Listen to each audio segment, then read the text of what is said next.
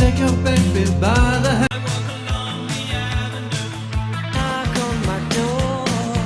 The year 1985 produced some of the most innovative and memorable music in pop history, yet many of its biggest hits have been lost to time.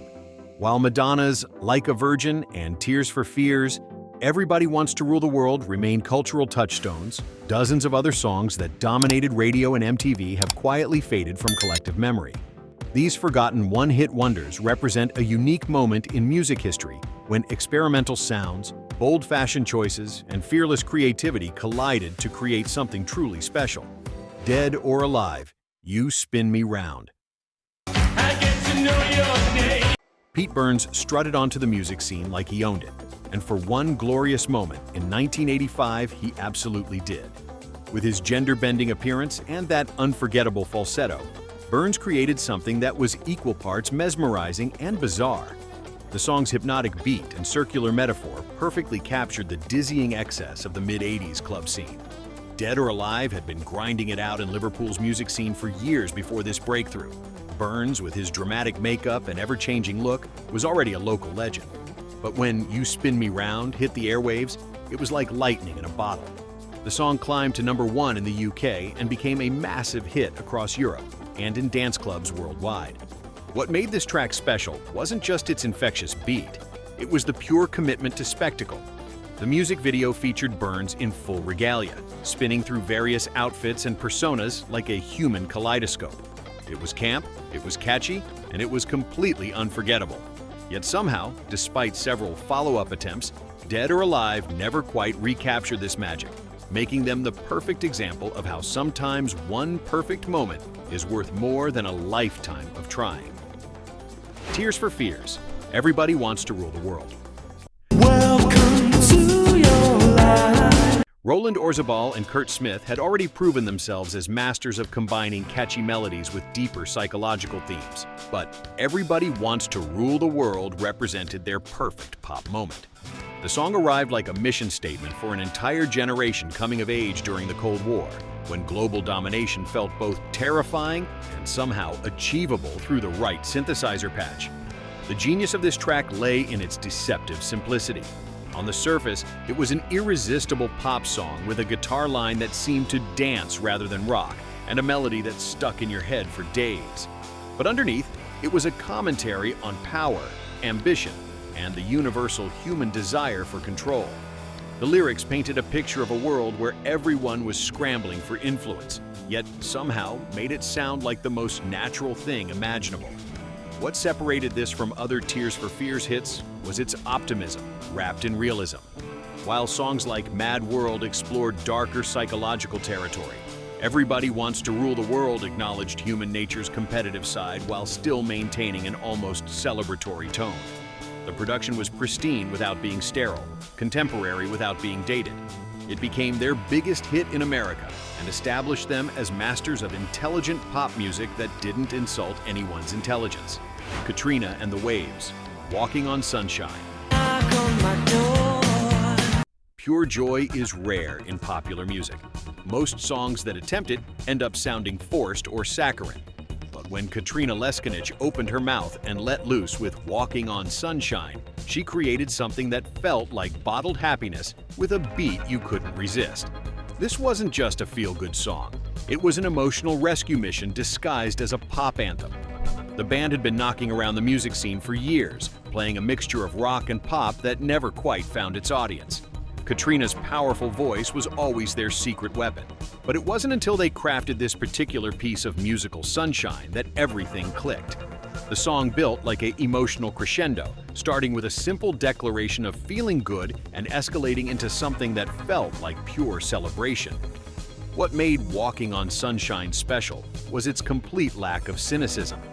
In an era when pop music often carried an edge of darkness or irony, this track was refreshingly straightforward about its intentions. It wanted to make you feel good, and it succeeded through sheer force of enthusiasm. The horn section punched through like exclamation points, while Katrina's vocals soared with genuine excitement. Radio loved it, movie soundtracks embraced it, and for one shining moment, optimism ruled the airwaves. Though the band continued recording, they never quite recaptured this lightning-in-a-bottle moment of pure musical joy. Ha ha ha ha. Take On Me. Walking away. 3 Norwegian musicians walked into a recording studio and created one of the most distinctive pop songs of the decade. Take On Me by a-ha wasn't just a hit. It was a masterclass in how to make the impossible sound effortless. Morten Harket's falsetto reached notes that shouldn't have been humanly possible, while the synthesizer line bounced along like digital silk. The song had actually been kicking around for a couple of years before it found its perfect form. Early versions were more electronic and less accessible, but when producer Alan Tarney got hold of it, something magical happened. The arrangement opened up, allowing each element to breathe while maintaining the track's essential energy. Harket's vocal performance became the stuff of legend. That sustained note in the chorus seemed to go on forever, defying both gravity and good sense. But it was the music video that truly launched Take On Me into the stratosphere. The innovative pencil sketch animation technique created a visual experience that was unlike anything else on MTV. The story of a comic book romance coming to life perfectly matched the song's otherworldly quality. Suddenly, a-ha wasn't just a band with a great song. They were pioneers of a new kind of musical storytelling. The track shot to #1 in multiple countries and established the template for what a perfect pop song could sound like when ambition met execution. Dexys Midnight Runners. Come On Eileen. Kevin Rowland had a vision, and that vision involved overalls, Celtic folk influences, and enough passion to power a small city. Come On Eileen erupted from the speakers like a celebration that had been building for decades, combining traditional Irish melodies with new wave energy in a way that shouldn't have worked but absolutely did. The song told a simple story: young love, sexual awakening, and the bittersweet passage of time, but delivered it with such infectious enthusiasm that complexity became irrelevant. Rowland's vocals shifted between tender reminiscence and urgent excitement, while the violin and accordion created a musical backdrop that felt both ancient and completely contemporary. It was folk music for the MTV generation, traditional melodies filtered through synthesizers and modern production techniques. What made Come On Eileen irresistible was its complete commitment to its own unique vision. In an era when many bands were chasing the latest trend, Dexys Midnight Runners created something that sounded like nothing else on the radio. The song's structure was unconventional. It built and built until it felt like it might explode with its own energy. Radio programmers initially didn't know what to do with it, but listeners responded immediately. It became a massive hit across Europe and established Dexys as masters of passionate, unconventional pop music that wore its heart completely on its sleeve. Scritti Politti, Perfect Way. Green Gartside had been making experimental music for years, but Perfect Way represented his complete transformation into a purveyor of sophisticated pop perfection. The song floated on a cloud of pristine production values and Gartside's ethereal vocals, creating something that felt both commercially accessible and artistically ambitious. What separated Perfect Way from other smooth pop offerings was its underlying complexity. The chord progressions were sophisticated without being showy. The rhythm section was tight without being mechanical, and Gartside's vocals were processed just enough to create an otherworldly quality without losing their essential humanity. It was pop music for people who usually dismissed pop music, and pop music that didn't apologize for being intelligent. The song's success represented a perfect moment in 1980s music when artistic ambition and commercial appeal could coexist peacefully. Gartside had studied the mechanics of hitmaking and applied them with the precision of a master craftsman. The result was a track that sounded effortless while being meticulously constructed. Perfect Way found its audience among both critics and radio programmers, proving that sophisticated didn't have to mean inaccessible. Though Scritti Politti continued to make interesting music, they never quite recaptured this perfect balance between innovation and immediate appeal. Howard Jones, Things Can Only Get Better. Optimism is a difficult emotion to convey in popular music without sounding naive or artificial, but Howard Jones possessed the rare ability to communicate hope in a way that felt both genuine and musically sophisticated. Things Can Only Get Better arrived like a musical pep talk delivered by someone who had actually lived through difficult times and emerged stronger. Jones had been crafting intelligent pop music that combined synthesizer innovation with thoughtful lyrics, But this particular track represented his most accessible and emotionally direct statement. The song's message was simple. No matter how bad things seem, improvement is always possible. But the musical arrangement gave weight to that optimism. The synthesizer work was both uplifting and grounded, while Jones's vocals conveyed conviction rather than blind faith. What separated "Things Can Only Get Better" from other motivational anthems was its underlying sophistication. Jones understood that real optimism comes from acknowledging difficulty rather than ignoring it, and his lyrics reflected that understanding. The song didn't promise that things would be easy. It simply insisted that they could improve with effort and hope. Radio programmers loved its positive message, while listeners responded to its combination of emotional honesty and musical craftsmanship. Though Howard Jones continued to make thoughtful pop music, he never quite recaptured this perfect balance between philosophical depth and immediate emotional impact. Spandau Ballet, True. So true, funny how it seems. Romance in popular music often suffers from either excessive sentimentality or calculated cynicism. But Spandau Ballet found the perfect middle ground with True. Tony Hadley's vocals conveyed genuine emotion without melodrama, while the musical arrangement provided sophisticated support that elevated the song above typical love ballad territory.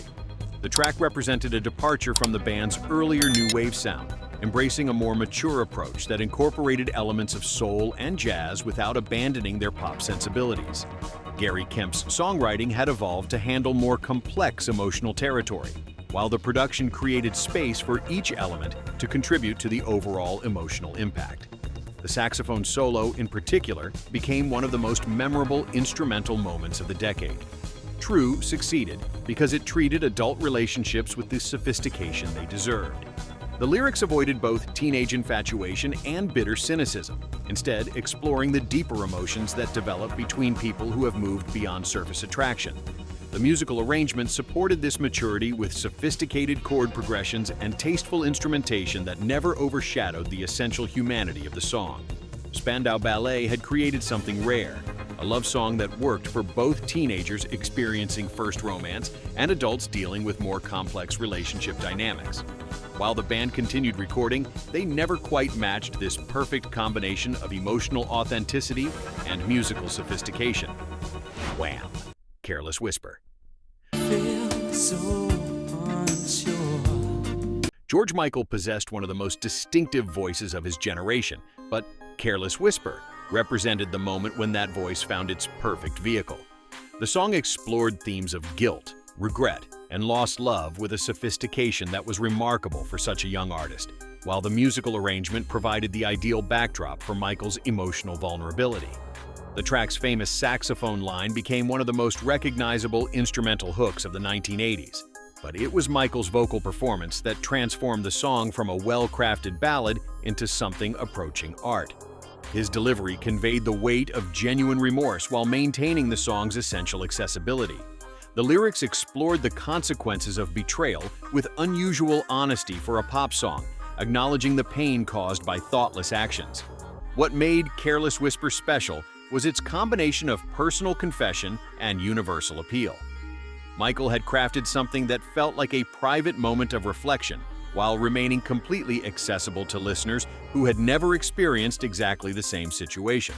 The production was polished without being sterile, contemporary without being dated. The song established Michael as a serious artist, capable of handling complex emotional material, while proving that sophisticated songwriting and commercial appeal could coexist peacefully. Though both Wham and Michael's solo career included other hits, none quite matched this perfect moment of artistic maturity and emotional honesty. Soft Cell, Tainted Love. Love we share seems to go. Sometimes the perfect cover version transforms a song so completely that it becomes something entirely new.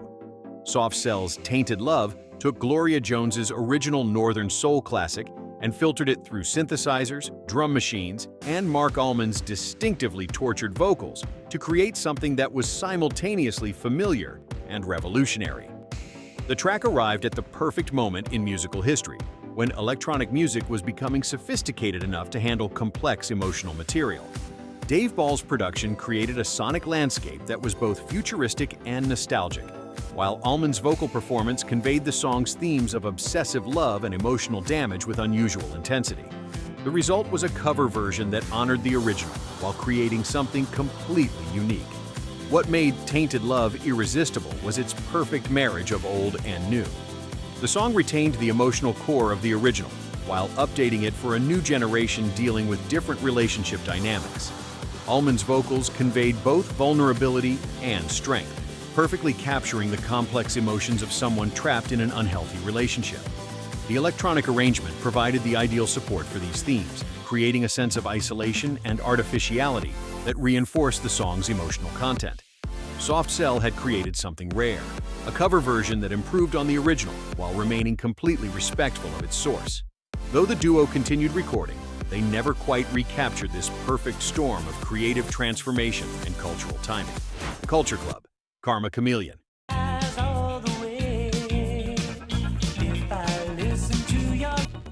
Boy George possessed the rare ability to combine visual spectacle with genuine musical talent. But Karma Chameleon represented the moment when all elements of Culture Club's appeal came together perfectly. The song's Caribbean-influenced rhythm, combined with George's distinctive vocals and the band's colorful image, created something that was both exotic and completely accessible. The track's success lay in its ability to make complex cultural fusion sound effortless. The band incorporated elements of reggae, pop, and soul music while maintaining their essential British identity.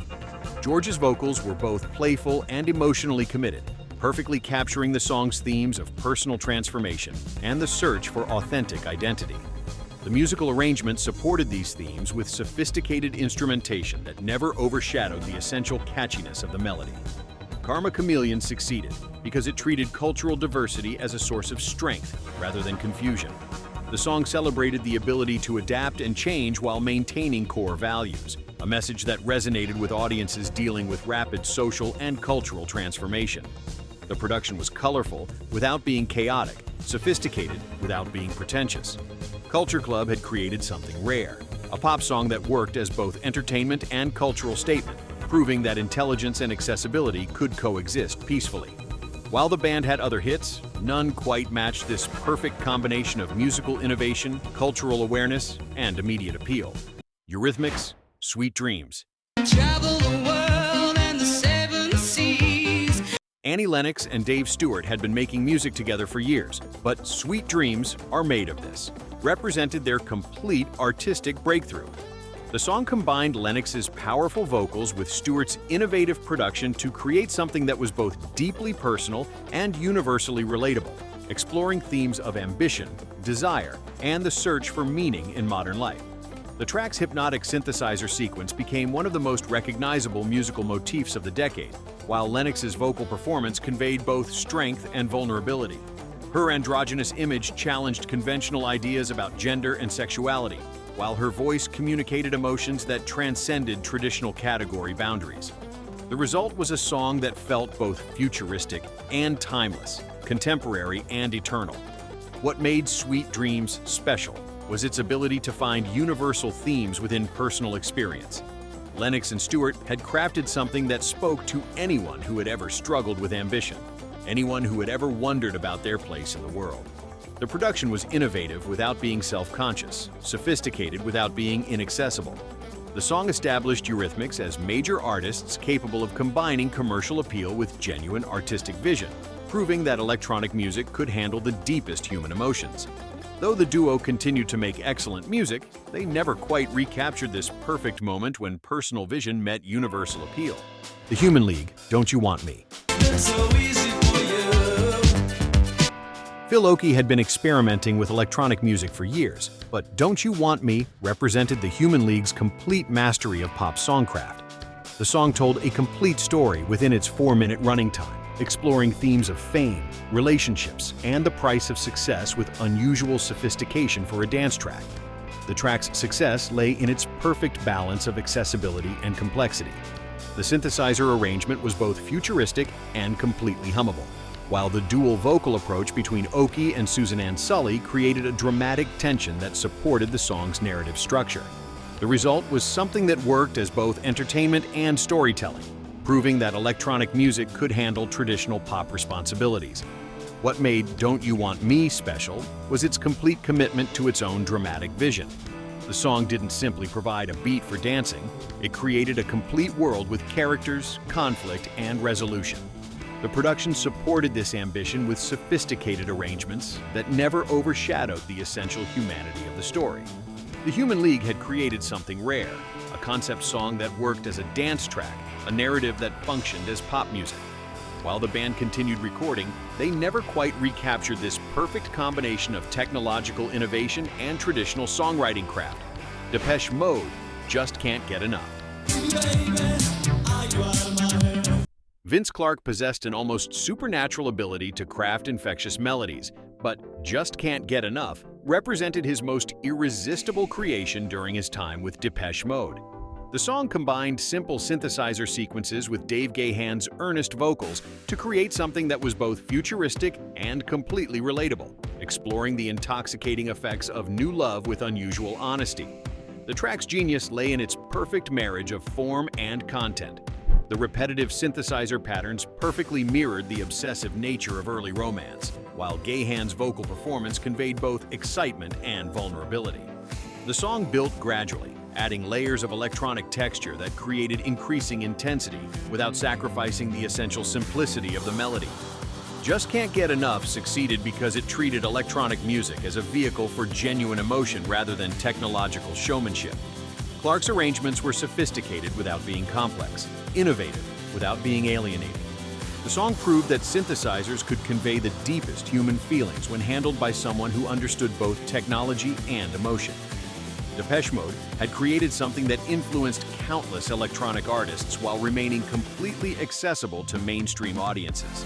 Though the band continued to evolve and create excellent music, they never quite recaptured this perfect moment of technological innovation and emotional directness. Bananarama, Cruel Summer. What made Cruel Summer special was its perfect capture of a specific mood and moment. The song didn't simply describe summer, it made listeners feel the heat,